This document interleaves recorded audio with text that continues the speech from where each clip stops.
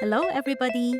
My name is MJ the Tutor, and you are listening to Accounting Makes Sense, an MJ the Tutor podcast. This podcast focuses on helping accounting students all over the world by offering a quick warm up on various accounting and business topics that hopefully leads to the generation of bigger discussions and conversation. If you are a CIMA student right now, or are planning to study for CIMA in the future, then this episode is for you. Today, we're taking a closer look at the results of the latest CIMA pass rates, which has recently been published. The May 2025 session results have been added to that list, and as always, there's plenty for us to unpack. Whether you've just sat the exam yourself or you're gearing up for a future sitting, these pass rates always give us a snapshot of how students are doing and what challenges each level continues to bring. Let's start with the big picture.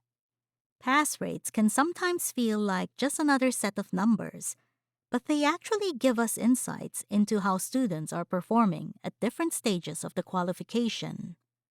Of course, they don't tell the full story.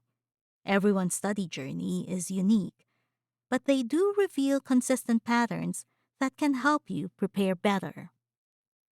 Let's start with objective tests. Before we jump into the case studies, let's talk about these tests because these are the building blocks that lead students into the case study exams. Across the board, the OT pass rates in May range from the mid-50s to the mid-70s, depending on the subject. That's in line with historical performance. Some subjects, like E1, continue to be on the higher side, with strong pass rates in the 70s. Others, particularly F2 and P2, remain trickier, with pass rates dipping below 50s. What this tells us is that students tend to perform better in the enterprise papers, which are more conceptual and less number-heavy, while the performance and financial papers, especially at level 2 and 3, pose more challenges. And that makes sense.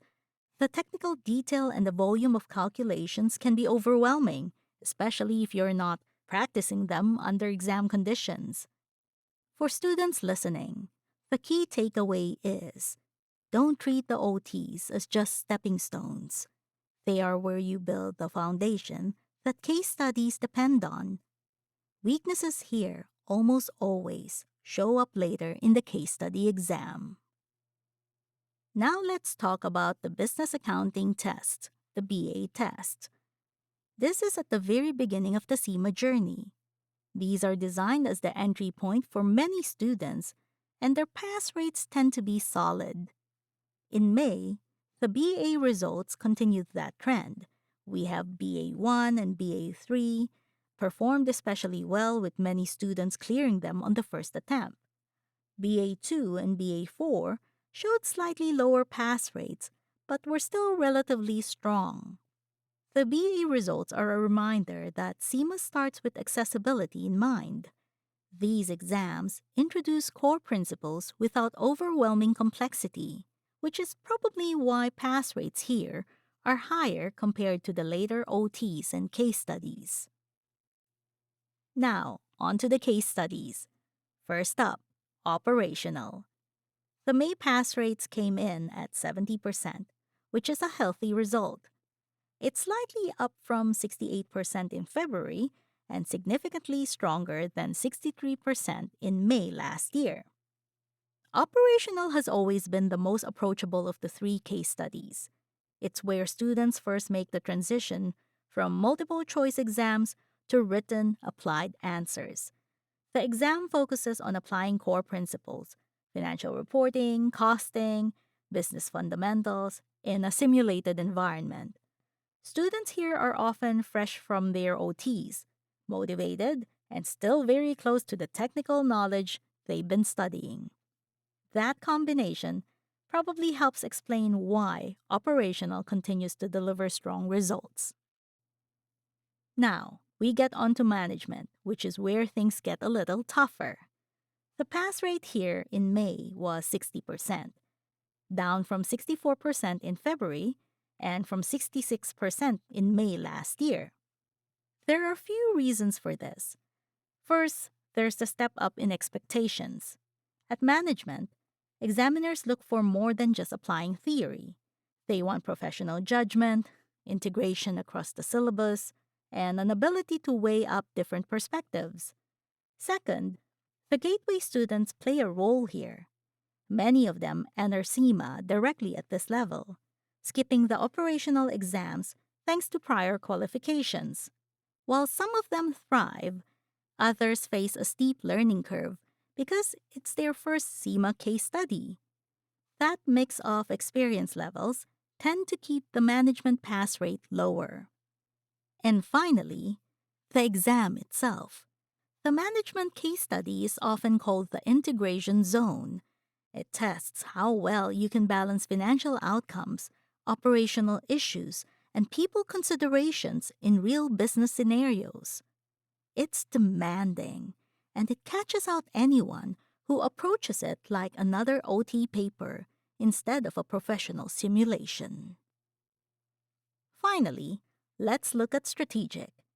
The May pass rate came in at 53%, which is down from 57% in February and the same as 57% in May last year.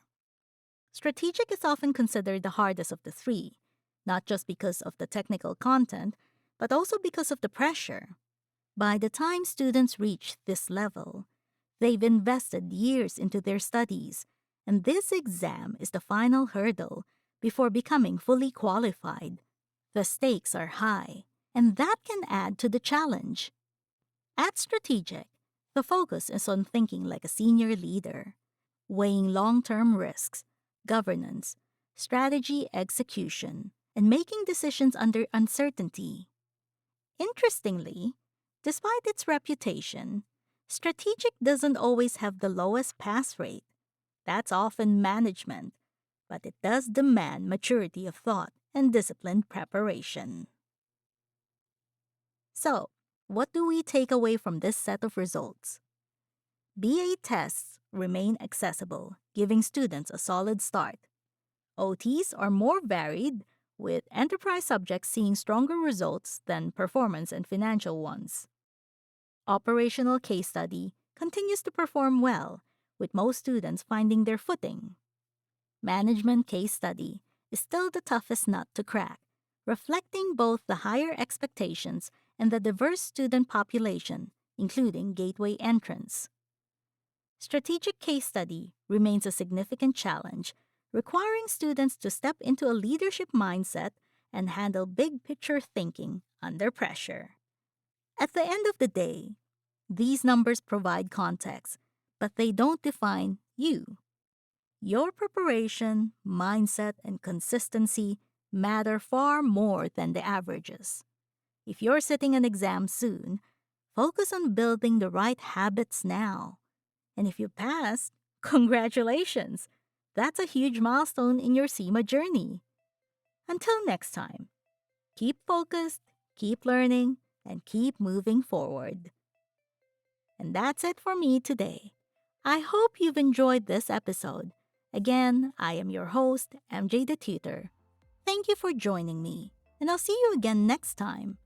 If you found this helpful, please be sure to subscribe or follow to catch the release of the next episode. You can also connect with me on various social media like Facebook, Instagram, X, Threads, BlueSky, YouTube, under the handle MJ the Tutor. You can also visit my website, www.mjthetutor.com. Till next time, ciao for now!